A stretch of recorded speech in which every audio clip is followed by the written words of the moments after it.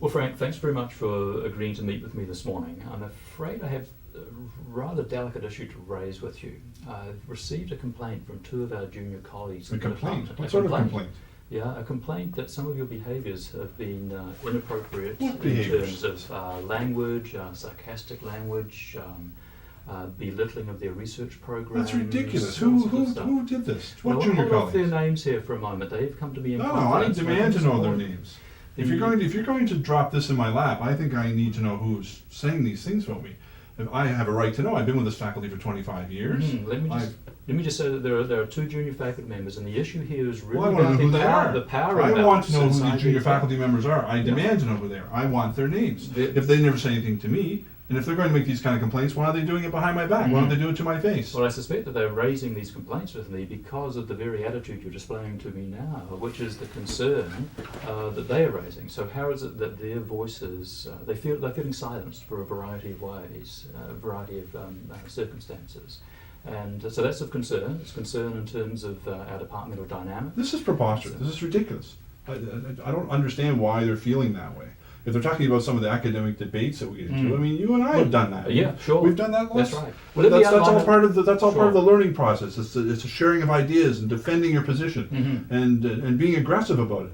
These junior colleagues, they just don't have the stomach for it, and so they've got to toughen up a little bit. That's Well, let all. me give you an indication of one of the situations that was raised with me. It was last Friday's research seminar, and it was an excellent seminar, but there was quite a heated jousting, as you put it, at the end of the discussion. That's part of academia. If you're going to present yourself in that pool, then you've got to stand out. And if you're going to stand out, you've got to be a little aggressive. I put the time in. These young people today, they come with their internet and their texting and their philosophies of the kinder, gentler nation, and they're not living up to the reality of what's happening. I've got the experience. I've got the 25 years. I've got the evidence to back up what I'm saying.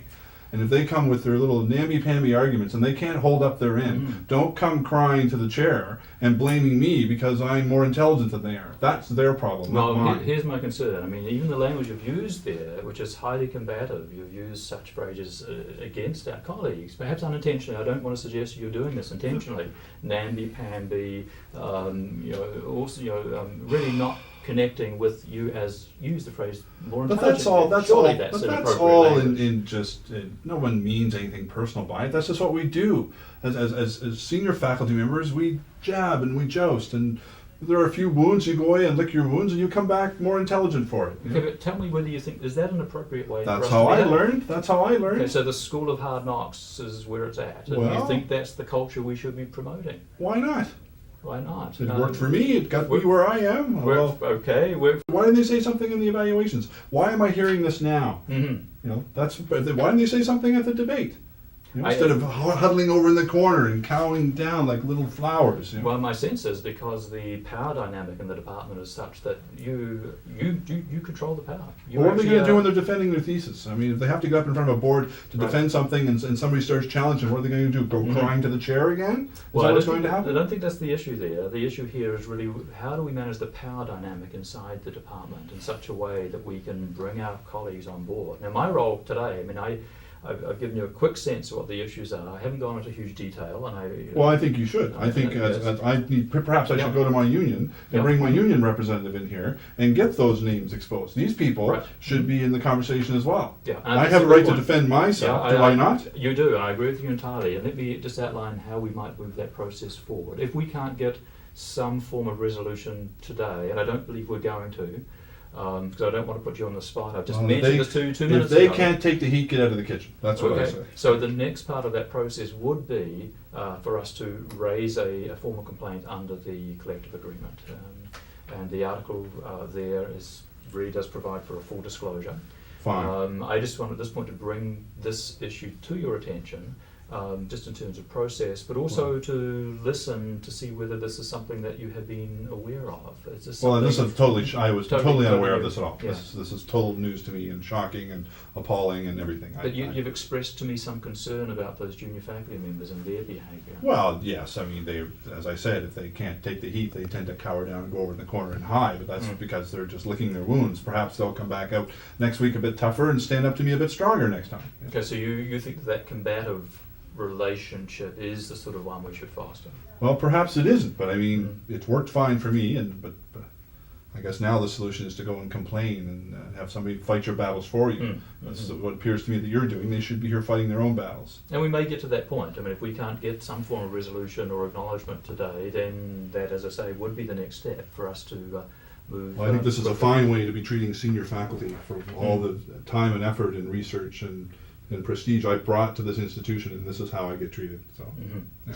Well, let me just raise that with you. My goal today was to get your reaction. I mean, clearly your reaction is highly negative, and I can appreciate that. What I wouldn't mind you doing, though, is reflecting on this a little bit.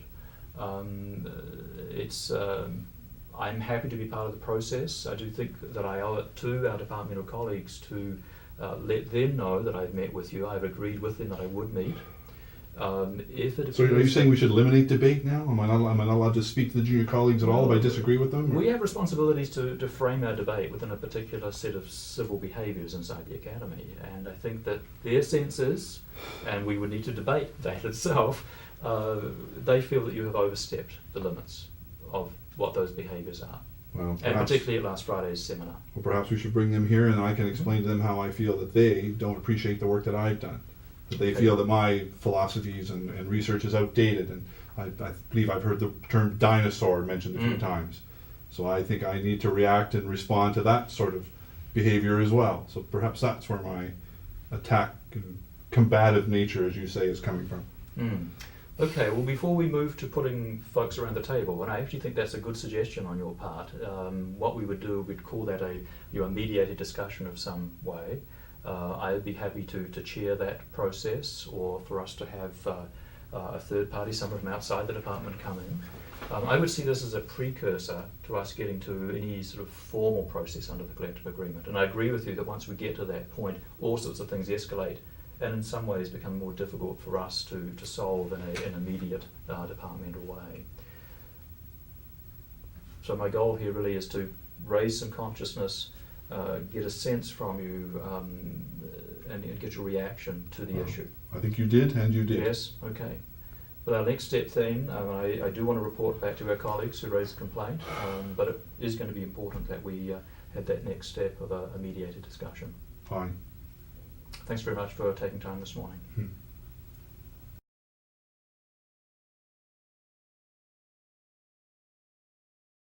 The climate in the workplace is the responsibility of all employees. It is important that behaviors which contribute to a negative climate be addressed. Often people are not aware of the impact the behavior is having on others. Raising their awareness and providing education are key to behavioral change.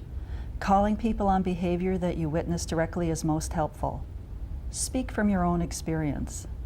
Sometimes a mediated conversation is helpful in order to have people find their voice in addressing issues of concern. The university is a place where the exchange of ideas is essential. Distinguishing between respectful, constructive dialogue and destructive, personalized debate is critically important. One facilitates the flow of ideas, the other serves to silence and demean.